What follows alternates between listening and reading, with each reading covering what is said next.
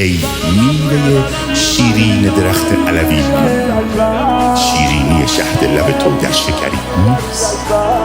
ای حضرت ارباب ادب محضر بابا، گر تو پسری هیچ کسی را پسری نیست. مثلا ای که فدا مؤذن کربلا، به چیزی هرگز نمیگم حیف شدا. حیف تو بودی علی اکبر، حیف تو بودی علی اکبر، حیف تو بودی علی اکبر.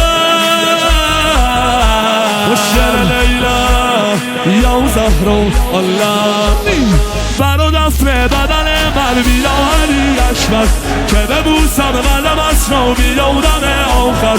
اگر امایی و پرسیز من چه